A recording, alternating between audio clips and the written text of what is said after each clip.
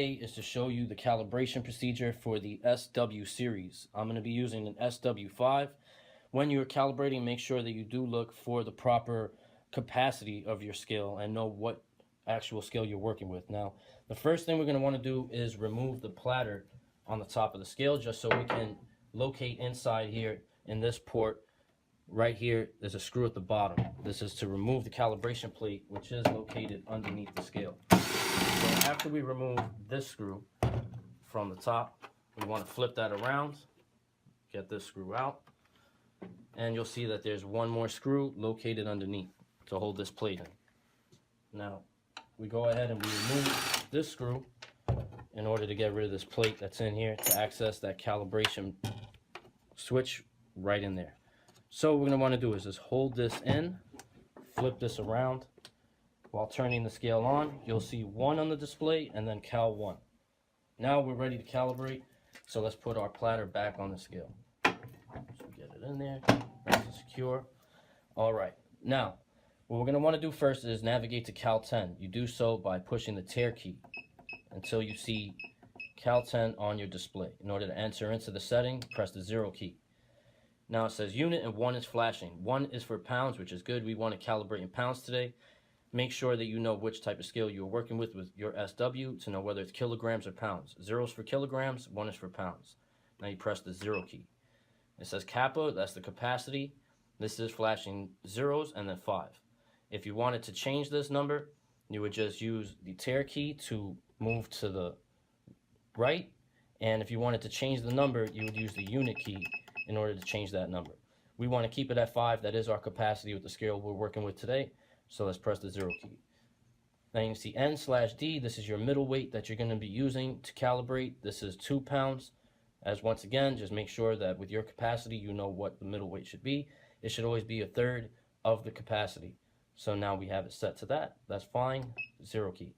Unit decimal place, as you see here on the capacity, 5 pounds by 0.002. So there's 3 decimal places. That's good. Press the 0 key. 1D shows the division, which is 0.002, as I showed on the capacity for the previous menu. This is correct. You want to make sure that this is matching up with your division.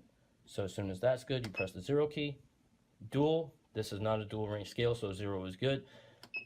Press that. Tear, not using that, so 0 is good. Press 0, back to cal 10. Now we're going to navigate to cal 3. This is our actual calibration setting. So 0 in order to enter in. 0 is now showed on the display. This is your 0 calibration. So now make sure there's no weight on the platter. Just press the 0 key once. Once you press the 0 key, it'll show your raw counts. As you see, your raw counts are stable. It'll go to ND up. Now you put that middle weight that you just set up in the cal 10, which is 2 pounds for our scale today.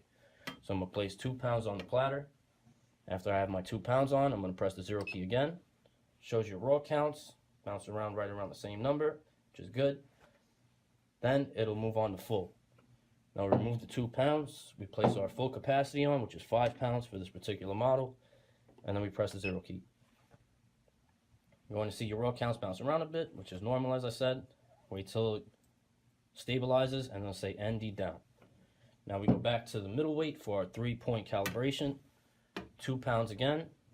Press the 0 key. Now we see our weight. Now our raw counts are good. And done. Shows cal 3 on the menu. Now all you want to do is push the power key off, turn the scale off. Now to test your weight, just turn the scale simply back on. Wait for it to count up. Once we get to stable at 0, test your weight. Place 1 pound on. 1 pound steady, 2 pounds. 2 pounds is good. And now let's check with 5 pounds for full capacity. 5 pounds on the money, we're fully calibrated. And the last step that you would like to do is make sure you turn the scale off. Make sure you get that off. Flip this around again. Place that calibration switch back in. Once we have the calibration switch back in, make sure we get the screws back in the right place. Flip that around. Long screw down in the hole.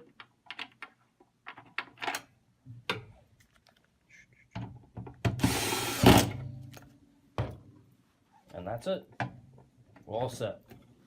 Fully calibrated.